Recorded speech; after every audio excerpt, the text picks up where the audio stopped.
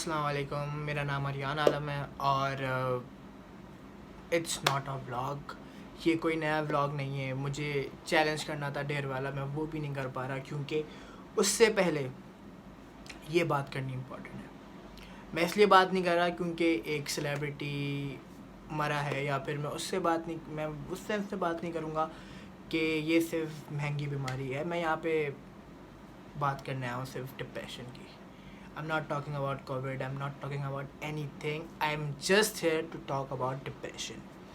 ये डिप्रेशन, ये क्या एक ऐसी, यार कोविड तो एक अलग वबा है जो कि कुछ अरसे में इंशाल्लाह ताला चली जाएगी, लेकिन डिप्रेशन वो हम लोग के साथ रहेगा। अब व्हाट इज़ डिप्रेशन? एक आम इंसान की ज़बान में डिप्रेशन किस चीज़ को कहते हैं? एक आम इंसान डिप्रेशन से, हर एक बंदा डिप्रेशन से गुजरता है और इस डिप्रेशन को हम लोग कहते हैं टेंशन। हम लोग इस चीज़ को टेंशन कहते हैं आसान अल्फाजों में।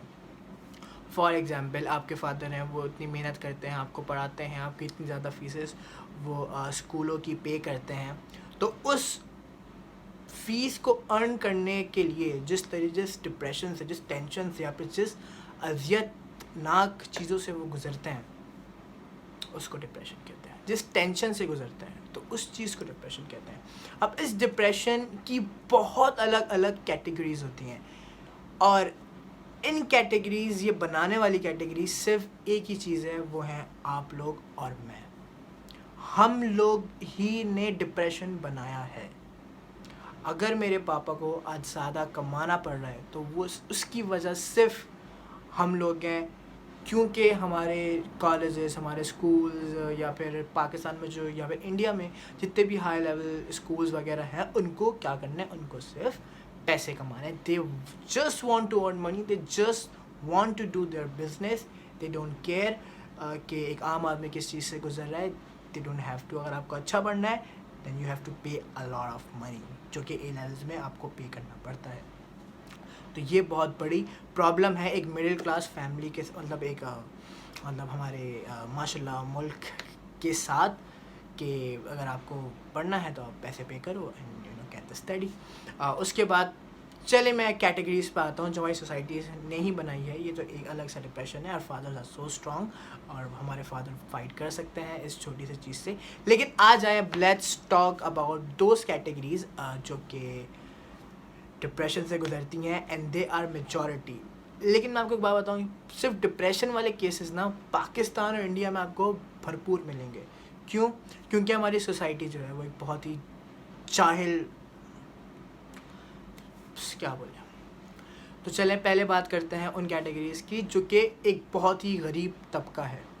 अब गरीब तबका कैसे डिप्रेशन से वो करें? Depression is you know a really a class word.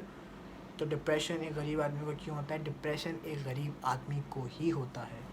सबसे ज़्यादा डिप्रेशन झेलने वाला ही वो एक गरीब आदमी है।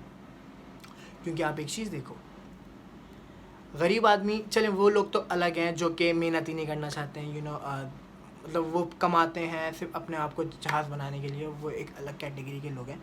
लेकिन वो गरीब तबका लोग भी यहाँ पे हैं जो कि मेहनत करना चाहते हैं, जो कि ये चाहते हैं कि वो ख़ुद कमा के 2 वक्त की रोटी अपने बच्चों को खिलाएं। लेकिन वो कहाँ से खिलाएंगे?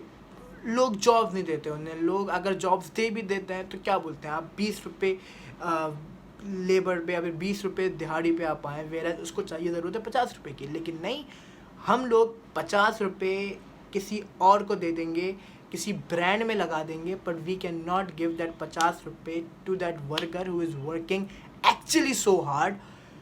लेकिन हम लोग नहीं करते। क्यों? क्योंकि वी थिंक उसका क्लास नहीं है, उसका स्टैंडर्ड नहीं है, ही इज़ नो वन जिसको मैं पैसे दूँ। Literally we are doing this. ऐसा नहीं है कि हम लोग फरिश्ते हैं, no, we all are doing this यार, we all are doing this. हम लोग गरीब लोगों का हक मार के बैठे हुए हैं। वेर एज ज़कात नहीं देते हैं यहाँ पे 90% पाकिस्तानी। अगर ज़कात देना शुरू कर दें तो मैं कह रहा हूँ एक बंदा भी यहाँ भूखा ना मरे और ज़रूरतमंदों तक चीज़ें, पैसे और चीज़ें जाने लगें। ये अच्छा हो जाएगा अगर लोग ज़कात देना शुरू कर दें फर्स्ट ऑफ ऑल। तो इन बेचारे गरीब वो का हक कौन मार रहा है? ये हम ही मार रहे हैं, ये हमारी सोसाइटी है। हम सोसाइटी की वजह से वो गरीब आदमी भूखा मरता है, और वो भूख से नहीं मरता, वो डिप्रेशन से मरता है। जब कह रहे हैं ना गरीब आदमी भूख से मर रहा है, गरीब आदमी भूख से नहीं मरता, वो टेंशन से मरता है।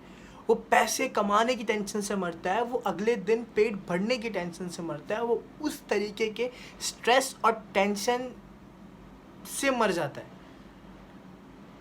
लेकिन हम लोगों को कोई होश ही नहीं है। वी से कि सोसाइटी क्या करे, हम लोग क्या करें अगर वो मर रहा है तो। We can make a change together, we can vanish this first category के लोग। अगर हम लोग सिर्फ ज़कात देने लग जाए यार, कसम से 99% तो मसला ही हल हो गया फिर। अब बात कर लेते हैं दूसरे कैटेगरी के लोग। दूसरे कैटेगरी में आते हैं हमारे माशाल्लाह लड़के। वो छोटे छोटे लड़के, 18 ईयर्स से कम के लड़के, जो कि एक मतलब 18 ईयर्स से पहले आप उस एक स्टेज से, इट्स 12 ईयर्स से ऊपर, 18 ईयर्स से नीचे आप एक एज से गुजरते हो जहाँ से आपको ज़िंदगी में बहुत सारी अट्रैक्शंस मिलती हैं अपनी ज़िंदगी में, which I am talking about girls. आपको कुछ लड़कियाँ अच्छी लगती हैं, आपको कुछ लड़कियाँ बुरी लगती हैं, और कुछ लड़कियों पे यू हैव अ क्रश। आजकल माशाल्लाह ये बहुत ही बेहुदा सिस्टम क्रश वाला जो चल रहा है हमारे जो सोसाइटी में है, वो बहुत ही घटिया है सिस्टम ये वाला। ये भी सिस्टम क्रश वाला सोसाइटी ने बनाया है ये।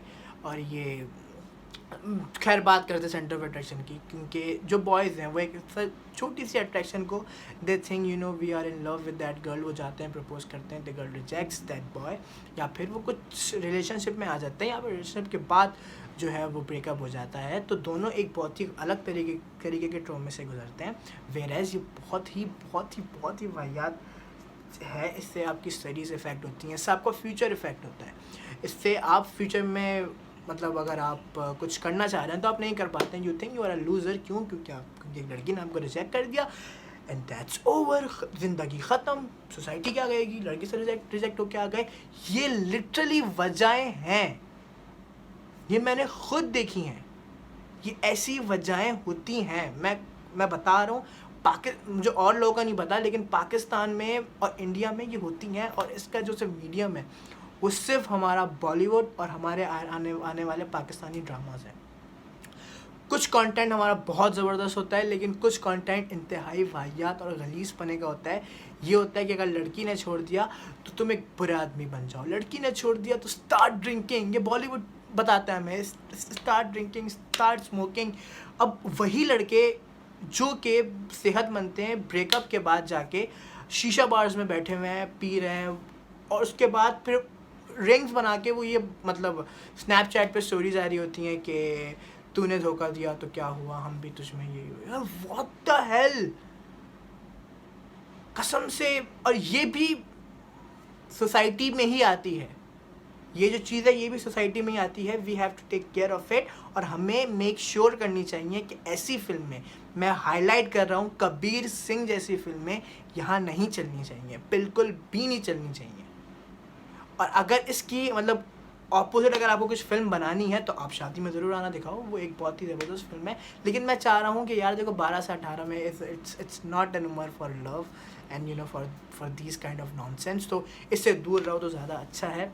और तीसरी कैटेगरी जो है वो एक मेजॉरिटी समझ लो कि वो तीसरी कैटेगरी में ही फंसी हुई है और वो वहाँ से बाहर नहीं आ पा रहे हम लोग। वो तीसरी कैटेगरी है हमारे स्टूडेंट्स जो पढ़ते हैं लिखते हैं। और मैंने मेजॉरिटी सुसाइड डिप्रेशन की वजह से स्टूडेंट्स में ही देखी है। अब ऐसा क्यों होता है, देखो, फर्स्ट ऑफ ऑल हमारे माशरे में, हमारी सोसाइटी में हमें एक और दो चीज़ें बताई गई हैं। अगर तुम डॉक्टर बनो या इंजीनियर बनो तो यू आर बेस्ट। तुम ज़िंदगी में तुम कुछ भी कर सकते हो अगर तुम डॉक्टर या इंजीनियर हो। लेकिन मुझे ये समझ में नहीं आता, ये दोनों प्रोफेशंस तो अच्छे हैं लेकिन मैंने इन दोनों प्रोफेशन को कहीं टॉप पे नहीं देखा। खैर हमारे स्टूडेंट्स को ये गाइड दी जाती है कि आप डॉक्टर बनो, इंजीनियर बनो। मेरा सब माँ बाप होता है कि जब अपने बेटे को बोलते हैं आप आर्मी में जाएं, CSS करें या फिर कुछ और करें, विच इज़ अनदर कहानी। तो मैं अभी डॉक्टर इंजीनियर में रख के बोल रहा हूँ, क्योंकि हर माँ बाप की बेसिक प्रायोरिटी होती है कि हमारा बच्चा डॉक्टर बनेगा, इंजीनियर बनेगा, बच्चा दफ़ा हो जाए। बच्चे की कोई वर्थ नहीं है, बच्चे की कोई पसंद नहीं है। अब मेरी बात सुने गौर से, अब बच्चा डॉक्टर बनेगा या फिर इंजीनियर बनेगा, डाल दो, साइंस दिलवा दो, और उसका इंटरेस्ट कख साइंस में नहीं है, ठीक है। अब वो बच्चा जा रहा है, वो पढ़ रहा है, वो और पढ़ता है, वो और पढ़ता है, लेकिन उसके बाद वो एक जगह आके फेल हो जाता है। मतलब अब क्या करेगा वो? He is fail now. अब वो बच्चा सोच रहा है कि यार मैं फेल हो गया, मैं घर जाऊंगा तो क्या होगा, मेरे माँ बाप क्या करेंगे, वेयरएज़ उसको ये टेंशन नहीं है कि दुनिया क्या सोचेगी। ही इज़ थिंकिंग कि माँ बाप क्या सोचेंगे। और माँ बाप जो हैं वो मोस्टली मैक्सिमम माँ बाप जो होते हैं वो सिर्फ यही कहते हैं अपने बच्चों को कि देखो हम लोग दुनिया को क्या बताएंगे कि हमारा बच्चा क्या हो गया, साइंस में फेल हो गया है।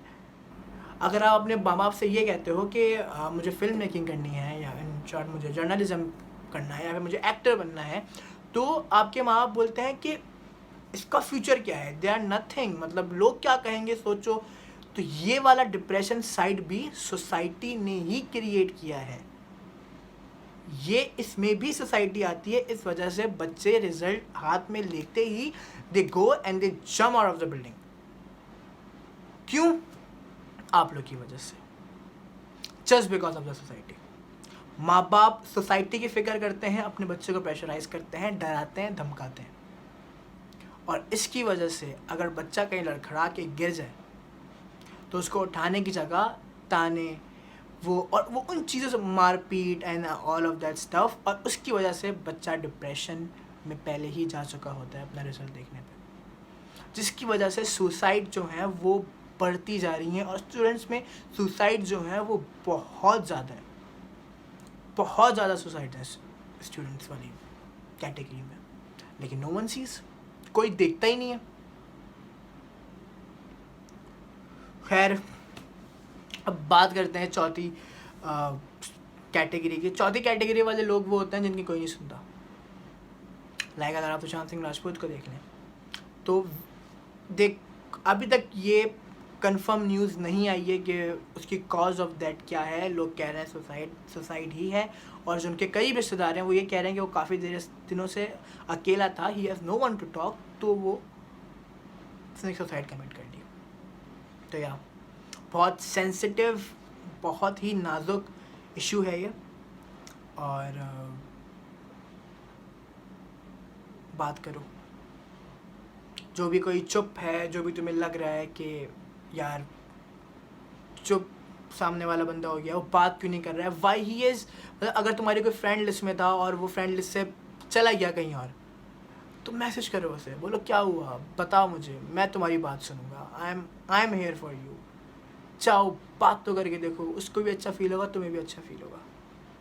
प्लीज़ करके देखो ये, you know it will be really helpful. फिर ऐसे केसेस, सुशांत सिंह राजपूत वाले केसेस इंशाल्लाह फिर नहीं आएंगे। और फिर ये तो एक अलग टॉपिक हो जाएगा कि और हमारी लोग जो लड़ रही है वो किस पे लड़ रही है। RIP नहीं लिखो, seriously man. Well in short, RIP नहीं लिखना चाहिए किसी भी नॉन मुस्लिम को। इट्स मेंशन इन कुरान शरीफ। तो जब जो चीज़ मना है वो मना है। तो फ़िलहाल अल्लाह सुशांत सिंह राजपूत की फ़ैमिली को हिम्मत दे। और ये वीडियो बनाने का मकसद सिर्फ इतना ही था कि मैं बता सकूं कि लोग ऐसे हैं, just not see the actor who has suffered depression, लेकिन आप उन सबको देखें, उन गरीब आवाम को भी देखें जो डिप्रेशन में है, उस बच्चों को भी देखें जो प्यार में पड़ के डिप्रेशन में आते हैं, उन लोगों को भी देखें जो कि पैसों की वजह से डिप्रेशन से मरते हैं। भूख से कोई नहीं मरता, मरते हैं तो लोग सिर्फ डिप्रेशन से मरते हैं। तो प्लीज़ इस चीज़ का ध्यान रखें, अपने बच्चों को वो करने दें जो वो करना चाहते हैं। मुझे डॉक्टर बनना है, मेरी फैमिली पे क्या कोई इन्फ्लुएंस या फिर फोर्स नहीं कर रही, ये मेरा अपना फ़ैसला है डॉक्टर बनने का। मैं चाहूँ तो मैं फ़िल्म मेकिंग भी कर सकता हूँ, लेकिन मुझे नहीं करनी फ़िल्म मेकिंग क्योंकि मुझे आती है। तो इसलिए मैं कह रहा हूँ कि प्लीज़ प्लीज़ प्लीज़ अगर आप अपने बच्चों को उनकी मर्ज़ी से कुछ करने देंगे तो वो लोग सक्सेसफुल हो सकते हैं, 100% चांसेस हैं सक्सेसफुल होने के। तो प्लीज़ खैर ये वीडियो अभी तक यहीं तक रखते हैं, बहुत ज़्यादा बोल लिया, बहुत लंबी हो गई वीडियो, तो तब तक के लिए अल्लाह हाफ़िज़।